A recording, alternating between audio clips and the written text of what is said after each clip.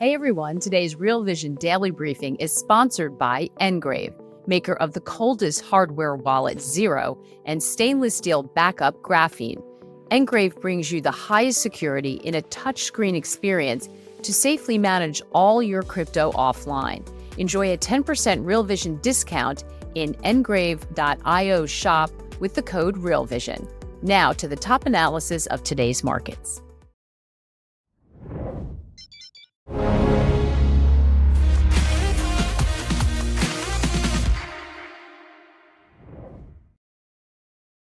Is the option market sending a bearish signal? Hi, everyone. Welcome to the Real Vision Daily Briefing. With me today is Cem Karsan, founder of Kai Volatility. Hi there. How you doing? Hey, good. Good to be back. How How have you you? been? I'm a little chilly, but okay. But I'm guessing not as cold as you guys are Yeah, in it's funny. Chicago. It's funny. I just got back from Houston, Texas. My parents live down there, and I got stuck there. And it's not because of the negative 10 degrees in Chicago.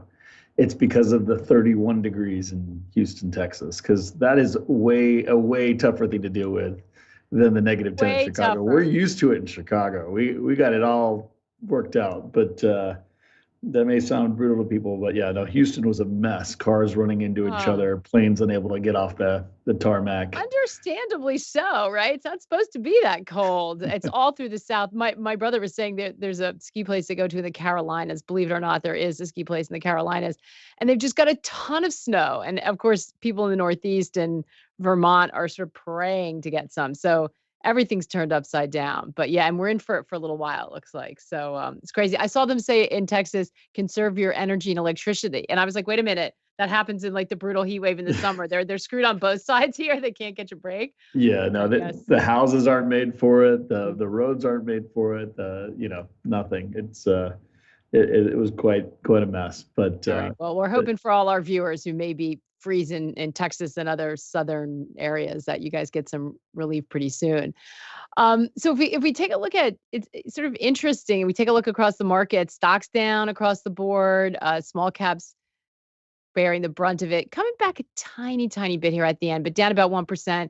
S&P and NASDAQ about 0.5%. We saw the 10-year bond yield firmly back above 4%. US dollar up, crypto down. You know, the last time you were on, we should have rolled the clip. We should have cut a clip from it. But the last time you were on, you flagged mid-January as a really important window when we might see a change in market dynamics. In fact, you talked about January 17th as being a really important day. And it looks like things are playing out exactly as you had anticipated. Walk us through what you are seeing and what you think is going on here with markets.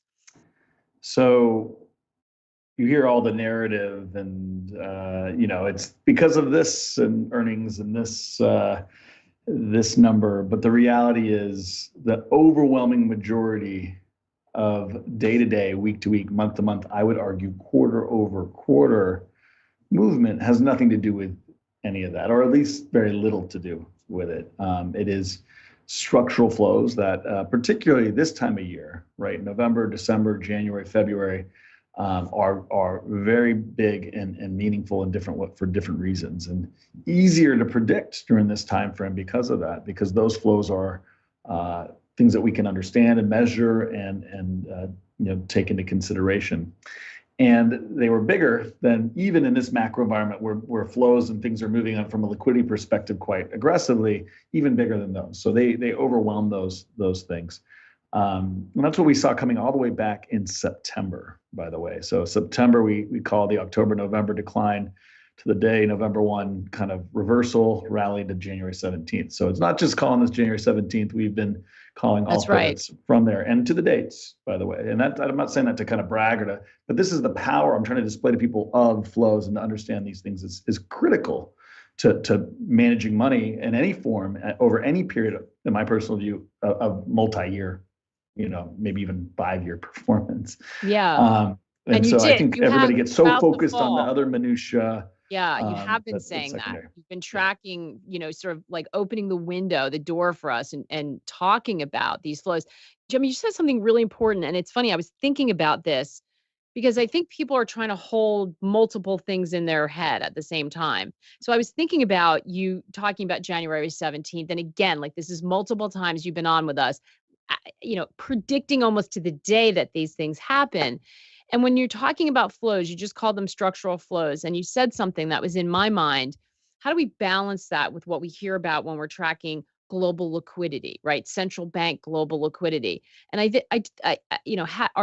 they different things? Are they forces that are working in opposition of each other, or do they work together at the same time? And I think you just said something that these structural flows that you watch were even bigger and overwhelmed what I'm guessing you meant by this sort of central bank global liquidity. Is that correct? Can you talk about that a little bit? Because I think it's so important. Yeah, they're not always in opposition, Maggie, right? They can be together. The point here is the market over any meaningful short time is just a matter of buyers and sellers. It's a voting machine. We've talked about this, right? It is a number of people who want to buy versus the number of people who want to sell at what scale. And if you approach it that way, that's where the rubber meets the road. If you don't, too many people divorce themselves from that simple fact. And it's funny, like 99% of what you hear on CNBC or Bloomberg or wherever, right, is not about supply and demand. It's about, right, some narrative, what's the economy doing? What are earnings doing? What are, those may have a secondary or tertiary effect on demand. Don't get me wrong. Retail sales today, right? That's what people are saying is causing. But tell me, how does retail sales affect buying and selling in the market? Other than what opinion somebody might have on retail. Now, do those things matter over a year, multi-year, 3-year, 4-year? Sure. But those things can change over that period too. And there's reflexivity in the system that can overwhelm that between now and then anyway. So I'm not saying don't look at those things, look at them, understand them, have a broad view, to back up, and talk about the weighing machine, which is what we're talking about now, the bigger picture of what's happening. If you got the big picture right about monetary policy dominance and the Fed put being strong and there for 30 years, you were a very wealthy person, right? You bought the dips in 2008 and 2000. You were aggressive on growth. You bet on China. You did all the stuff, right? But that's the big weighing machine. And if you got that right, you won. But guess what? You also lost 70% in 2008 on the dip. You lost 70%, or depending on what you were in 2000, 2001. So if you're betting on short-term timeframes, it's the flows that matter. It is all of the supply and demand voting machine that matters. It's liquidity. Mm-hmm. But if you're betting on 10-year outcomes, weighing machine matters, and you should focus on that stuff. And I'm not saying that stuff doesn't matter, right? But that better be your time frame. And if you're going to watch it and feel bad when the market's down 7%, and not pay attention to flows, then you're playing the wrong game. Both matter, but again, there's a lot of path and noise in between here and 10 years from now. And the weighing machine could be very, very, become very, very different outcomes. Yeah. Just think of tech bubble, right? We went to insane valuations before we dropped to, 90% in tech. You might have been right about tech being overvalued, but were you willing to take that 5-year sojourn on the, getting squeezed out, and then, were you still in it at that point, right? So what game are you playing? Are you trying to bet on a weekly, monthly, quarterly, annual outcome? Or are you looking at 10 years, 20 years, 30 years? And if you're betting at anything less than, again, there's a lot of research done on this, anything less than 10 years, fundamentals are essentially irrelevant to your outcome. I think this is so hugely important. And let's face it, even 10 years, even if you have a long time or long time horizon, long-term focus, you can't really, none of us can really afford those massive drawdowns, or we should try to avoid them, because it takes a really long time to build them back up. Nobody wants to see all the work they've done and the wealth they've accumulated evaporate. So I think it's really hard to put that aside. And I think what you're talking about is something that no one tells you, right? Everybody, like none of the traditional sort of outlets or media or conversation really honestly focuses on this stuff. And so I think it's incredibly important. So when you look across the structural flows that you watch so closely, What's happening? What is the story that's telling you that we should pay attention to? There's a lot of components. Let's kind of dive under the hood a bit. Seasonality is particularly strong. We talked about this last time. And what do I mean by seasonality? The buying pressure, which is mechanical, is very strong in November and December and into mid-January as a function of reinvestment of capital. So we've just had the market increase by 25% in value. Again, that's 400, 500 trillion dollars globally of assets, right? You can argue maybe it's not 25% for all assets, but maybe it's 15%, right? That is 50, depending on the math you're doing, $60 trillion, right, of new money. That's got to go back to work. Some of that goes back to work throughout the year, but the beginning of the year is a big moment, and some portion of that goes back to work then. Ton of open interest in the vol space in December, way bigger than any other expiration because it's leap since it's been on the calendar. All these structured products are tied to end of the year. All of these things start to decay aggressively into the end of the year. And if the market isn't declining enough and the market is up and stable, they have a momentum factor. All the dealers who are short put, short stock have to buy back that stock. And time is shorter in that period because of all the holidays, right? And all the people taking time off. And things just get going. And then there's this end of year chase, like, oh no, this is coming and I'm falling behind. I better get on board. And that can be a bit of a, cascade effect and can cause momentum upon momentum. That really doesn't end until mid-January because, it becomes weaker, right? As we get past the beginning of the year and as we get towards mid-January, as we've seen. But it doesn't end to mid-January because January is actually the biggest options expiration for single stocks. And so there's still a lot of open interest that had to get off the board and had to get squeezed out, particularly in tech. And we highlighted this last time. A lot of people probably missed it, but this was probably one of the better opportunities. The last week or a week and a half, you saw that sudden, like tech was doing poorly at the beginning of the year and then it kind of popped back into that week, really until today. And the reason for that is because that's how you can see Vana and Charm across the market. Where was the Vana and Charm? Primarily focused in single stock tech, and that represents an opportunity too. It's not just up or down that these flows tell you. It's where in the market are the flows and where are those drivers coming, and they were in tech. And guess what? Ended today. So what's likely to happen? A resumption of the beginning trend that we just saw early in the year, and a bigger trend kind of that we think is coming this year, which is a reversal in that tech versus kind of the rest of the market this year. But anyway, these are kind of a general view. Now, January 17th, it's not over yet. Officially, Jan 19th is the end of that options expiration. But by the time you get past Monday, this last Monday, all that weekend and all that extra time is kind of coming out aggressively. And you're getting to that last point where people are like, okay, do I want to be holding this? Do I want to be rolling my hedges? Do I want to be taking this off? The majority of that Vana and Charm has come out. The reason Wednesday tends to be kind of that day, and it's not just that day. I mean, I circled down the calendar as the most probable, but that doesn't mean the day before, the day after, right? It's not more also probable. But the reason that day is because of expiration, and that's when these VIX options expire, and that's where the majority of the vol supply kind of starts to get dissipated.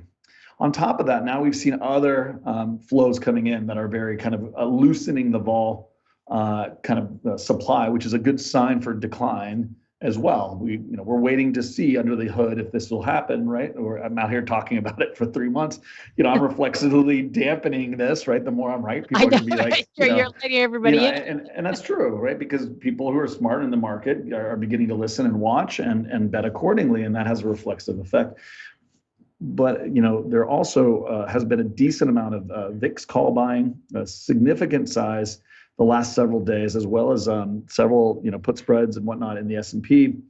Those things begin to loosen vol, and we've seen the vol go up broadly, particularly in the back of the curve, meaning several months out, not just kind of short dated. And that is actually what you need to see into this decline for it eventually to continue. If vol doesn't get loosened up immediately, does become more off for the next several days, that reduces the probabilities of an extension. Again, markets are weak, there is a lack of positive flows to balance the macro negative flows, but that doesn't necessarily mean we're going to crash. Okay. And I think that's an important thing to remember. And the more I've talked about, the more that's vol damping. I personally view that the more people position short here, right, the more likely it is to be more stair step down, vol compressing, right? That's probably the more likely scenario here for the next 2 weeks, I would say. A decline then could accelerate if this vol does continue. If the buyers come in, we continue to loosen the vol supply here, you could get a significant decline, but it's kind of like a decline with vol higher begets more. And you need to begin to see that now to see an extension, which I think is very important for people to understand. It's hard for people to watch that. You go down and the vol, particularly watch these vol markets, fixed strike vol. I mention this all the time, not just the VIX. The VIX is going up, but what's happening to fixed strike vol? And that's actually going up now, which is a very good sign for a continuation of this decline. We'll see if that continues the next week. The next week is very important. If it doesn't, I would expect Feb 2nd or 3rd or 4th, right after the end of the month, which has some negative kind of flows potentially here as well. And then that Von charm continues back for Feb a little bit. I could see a stair-step situation basically with some retracement if this thing doesn't get going soon in a more meaningful way. And if that were to happen, then I think next February 14th or so would be potentially more dangerous. This 2-month period is very dangerous. We've been very clear that wasn't the case the last 3 months since November 1st. Be bullish, be constructive. Now the probabilities of a decline are significantly higher, whether it happens right away here, like we're seeing, which we think is you have a window here. You should be betting on it, but be watching it carefully, and particularly the vol aspect of it. And if it doesn't happen here again after Feb 2nd, you got to be constructive again till Feb 14th for a couple of weeks, and then try and bet on the short side again. Using vol here is a particularly interesting way to make the bet because it has gotten so low, A, and B, because a lot of that vol supply is now starting to wane as well. So if you see that fixed strike vol that you're talking about, as I flip madly scribbling my notes down, if you see that going up, why would that happen? What are the conditions, or what is causing that to go up? What is that saying? More buyers than sellers. Right. Again, it's that supply and demand machine. More buyers of fixed strike vol. A vol, right? Yes, vol. Fixed strike vol. And that is because they are anticipating things are going to get worse. Is that right? What is fixed strike vol? Fixed strike vol is the pricing of options. So if the pricing of options shifts up, if the implied volatility of the option chain increases, and particularly when you look not 1 or 2 days, but really further out, that is a very good sign that dealers are getting taken out of their supply, and that's a kind of a proxy for it. You can do what we do is manage and look at that dealer positioning more closely, but as a proxy of it, if vol's going higher, that means it's being bought, right? And dealers are getting shorter. Right, that's why it's going higher. And if fixed strike vol starts to go higher and accelerates higher in any way, that can really loosen what I've called like the Dutch boy with his thumb in the dike. Pinning, right? That you talked about. That pinning of vol. And so structurally, the flows, supply and demand are imbalanced now, and there's not as much buying pressure as we've seen, significantly less. And the overhang we know is bad from liquidity on a macro scale. So with that imbalance, the vol is very important, because if the vol is well supplied, people can manage that short and kind of, but if it starts to accelerate and get dangerous, right, things start to move more quickly, and vol itself isn't well supplied, it can really accelerate and get messy. And so understanding that is very important to understanding kind of the risk and the speed of what can transpire here. And the more that's supplied, it can hold things in place where things don't get too ugly. It can wait till we get to a point where those flows come back and things can get a little bit more. But the point here is that those positive flows that were so structurally positive for those 3, November, December, mid-January, 2.5 months, are now gone. And that's the big part that people need to see. And the structural overhang is still there. And if anything, getting worse. And reflexively, policy is now starting to say, oh no, markets have rallied, inflation's a little hot. Maybe, we need to keep rates higher and, issue more debt and, all the things that we've been talking about, which are bad liquidity wise. So that imbalance is worse at the end of the day. Now, how that transpires will be a function of the vol, whether it's able to hold things at bay between now and the next window in February. But again, here's your shot. Here's the window. This is the one we circled, and you watch it closely. The more buying, I will say, of the more big orders you see of vol coming and hedges you see coming into the market, the more reflexively dangerous this market can get, because it can really start to take dealers out of their vol. And I think that's something we're watching very carefully, that everybody should. Listen, I hope anybody who is on the platform is bookmarking this and getting your notes out, because this is incredibly important stuff, and it's kind of giving you some knowledge and wisdom and an eye on the market that you need and you haven't had. It's just fantastic. So we've got some questions in here. I was thinking Bloody Valentine's Day. Oliver's like, not a dangerous Valentine's Day. I'll have to cancel the roses. That's exactly what I was thinking of. We're going to be able to remember that date. Some really good questions and comments. I just want to ask one more thing, and maybe I'm asking what some people are already thinking about, but just to circle back to this relationship between these flows. So if this is the setup on the structural flow, if we see, so one of the sort of folks that look at global liquidity, central bank liquidity, is talking about China, right? Maybe China is injecting more liquidity than we thought because their economy is weaker than we thought. Hard to know what's going on. Not a lot of reliable information. Not easy to track what's going on with China. But if we were to see that come in, is that an offsetting force against some of the structural flow dynamics that you just explained? How do you fit that in the puzzle? 100%. I mean, you have to look at the macro liquidity picture. You can't just sit here and assume it's bad. I mean, I've been talking about it generally, but that's because of the amount of issuance that's having to happen broadly and the amount of liquidity that's being pulled out of the system. The Fed is, even at its, it's still doing QT. It's talking about pausing QT or slowing it down, right? But it's still holding interest rates broadly where they are and still doing QT. And liquidity is also, just more importantly, being pulled from the system via the Treasury. At the same time, we had a bit of a buffer, so we didn't really feel those effects as much, I would argue, because of reverse, the reverse repo, right, and that facility on the short end and the focus on issuance on the short end. So we were able to source liquidity from there. The Treasury was that we've seen, again, we talked about it last month, but the canary in the coal mine, right, of SOFR and some of the things we're seeing each end of month now, November, December. We'll see how it is here at the end of January too. But there's internal talk about that too. That's why, they're talking about cooling QT, because they're worried about this liquidity situation as well.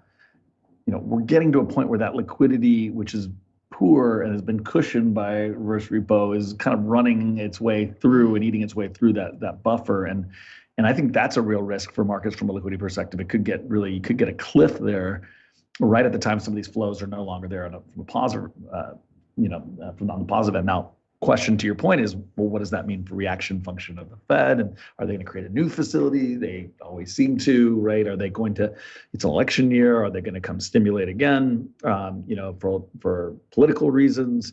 All of those things are important and relevant, and we are thinking about those and looking at them. But the point is, right now, even if you assume some of those things are happening, this is a kind of dangerous mix, right? And a lot of those things very well might not happen unless the market kind of holds policymakers' feet to the fire, whether it's the Treasury or the Fed, and fiscal policymakers as well. My best guess is we get a decline. Again, that's what I've been saying for a couple months now, that we get a decline because there's an imbalance of supply and demand in the market, and eventually they're already thinking about it. We'll see how fast they react, but eventually there's a reaction for both Treasury and from the Fed and policymakers. And the bigger the decline, the more the response will be, and that will eventually, in the short term, lead to some more positive a positive shift in liquidity, and probably right as some more structural flows come back into the Right. market. So it's like these are all things happening. Sort of, Yeah, so you've got to watch them all, and it's really correct. a They're tricky all balance. part of the supply and demand of the market, and you Yeah. cannot Which divorce. I know, But which you you keep have to saying to measure us. them. You can't just wave your hands at it, right? You have to think Yeah. about how big are these, how big are the other flows, which one's more important, when is it coming, what's the reaction function of this one, what's the reaction function of the other. You can't just wave your hands at it and kind of bet without thinking about it. I mean, you can listen to people like myself and others and follow, and but it's this is a voting machine, and you got to do the polling. Right. You don't know, you don't really have a clue. You can guess, but Yeah. I feel like it's a major blind spot. I think a lot of us are operating trying to make these decisions, and that's been a terrible blind spot. So speaking of measuring, so Michael asks, how can we monitor the level of fixed strike vol?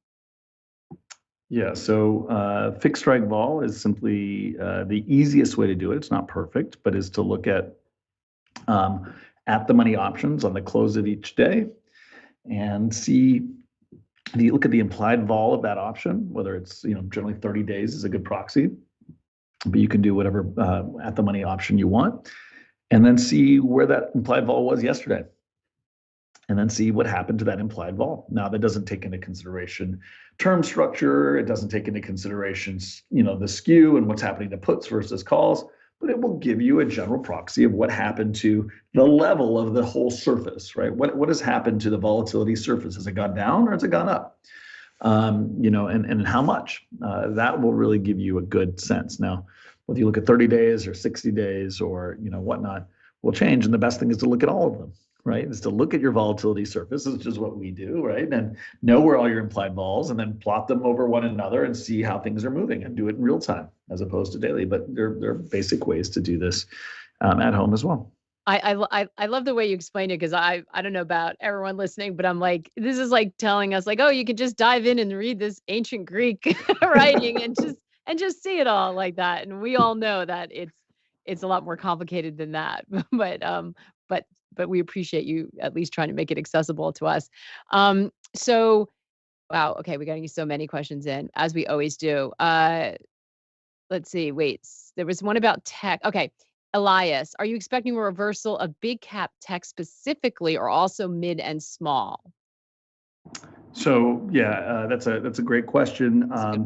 The ones that are option centers are the bigger tech, right? So the positive effect that we really saw for the last week and a half was really in big tech. So that kind of supportive flows that kind of gave you a second shot to get back in and short it relative to the rest was in big tech. So that's now disappearing. So I would assume a resumption of the trend, but I think the weakness broadly would be broader, so not just large cap tech. And the weakness, in my view, is not a function of options positioning and flows. It's a function of broader liquidity issues that we're starting to see. And again, I think a resumption of the trend. I think this is more of a macro call. We believe that higher for longer is coming, and that the short-term counter trend move that we've seen very briefly the last several months this deflation is here, long into the curve is coming back down, is played its course, run its course, and was more a function of flows. And that now we start to see a steepening of the curve. Yes, the Fed may pivot, but we believe if the Fed pivots, if anything, the back end of the curve will continue to stay strong. And it will be counterintuitive for people, but we could really see, again, we've said this before, but higher 10-year by the end of this year than it has been. So breaking above 5 and maybe even heading towards 6 at the end of this year, which is very out of, beyond what people are talking about broadly this right now. And I think that's a good sign. I think we see a resumption of the long-term trend, which is longer-term yields higher. It won't be a straight line, but I think that duration issue will broadly hit tech. And we believe actually this one will be worse than it was in 2022 and 2021 when it started, because now people are, again, not positioned for it once again. So the positioning is also allowing for that to occur again now.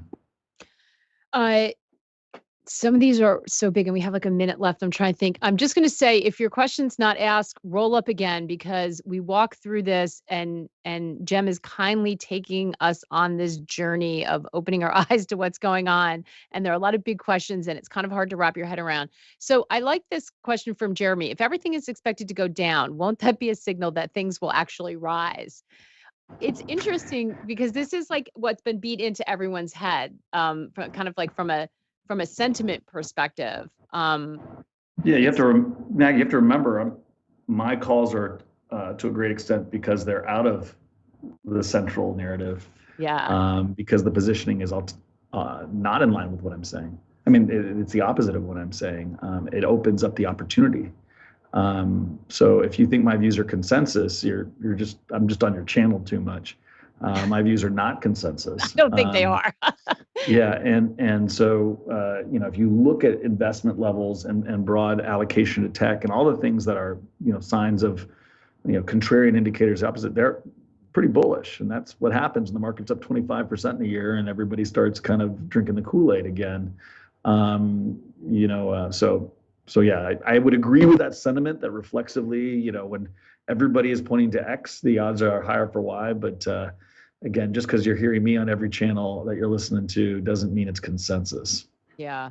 Even on this channel, I can tell you it's not consensus, but that's what we do here, is try to bring people on with different views, understand what they're looking at, and how can we put it together. And time frame, right? We talked about that in the beginning. If you have a 10-year time frame and you're listening to someone who has a 10-year time frame, this is a different conversation.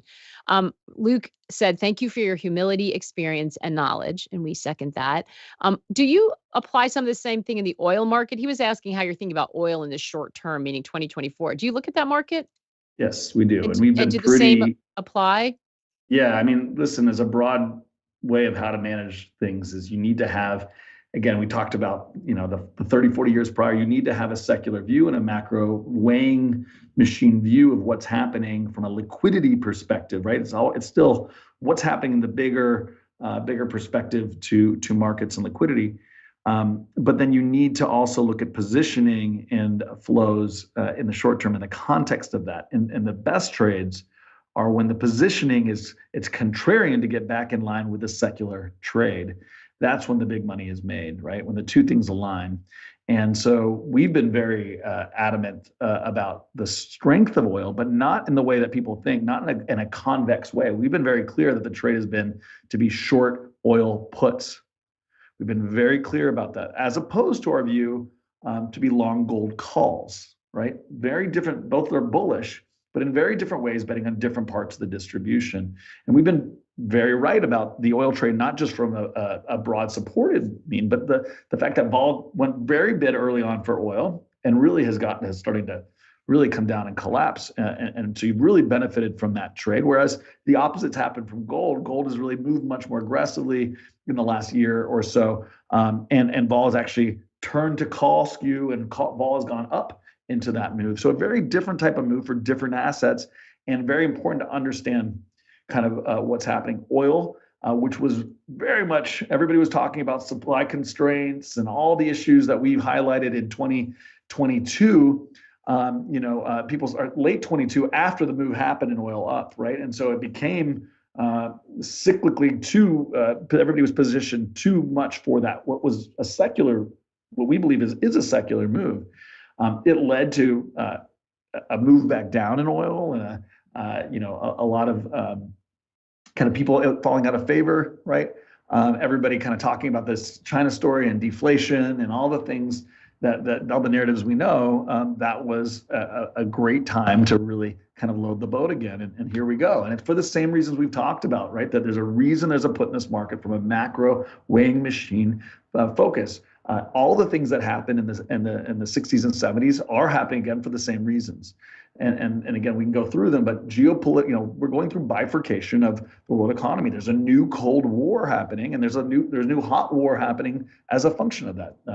Much like the Cold War that started, and really gained credence in the 60s and 70s, and the Vietnam War, which was a function of that Cold War, right? The battle in Ukraine, what we're seeing in the Middle East, are all new fronts on that war, which is a really a war with China, for lack of China, Russia, Mm-hmm. and Iran and that alliance. And so again, we can call it different things. We can call it war, but what it is competition. And what that's leading to is more geopolitical issues, that more commodity scarcity. We saw this with OPEC crisis. We've seen OPEC flexing its muscles more because it can, because because the world economy is being divided, and that puts a floor under oil. Right? It doesn't mean that global demand is going to go higher and push things in a convex way higher right away. Right? But what it does mean is as oil and energy is more scarce. And can be created to be made scarce because we are not in a collaborative world system. Gold, on the other hand, is a function of FX and cross-national flows, and that has completely become unleashed, right, with this global conflict, and that creates, during periods like this, a great volatility for currency. So you see it in the dollar, you see it in FX broadly, you see it in rates, and you see it in precious metals, which is a proxy for those things as well. So very different type of commodity. So we look at it through a different lens. We have that weighing machine, longer outlook. Volatility tends to go up for certain assets and go down for others in this type of environments. But certain assets also tend to be supported in this type of environment. That doesn't mean week over week, month over month, you bet on those outcomes. You got to look at the underlying flows and positioning, and then work in and out from a certain side accordingly. So our view on oil, I guess that was a complicated way of addressing your pretty straightforward answer, which is yes, we're broadly long-term bullish of oil and commodities writ large.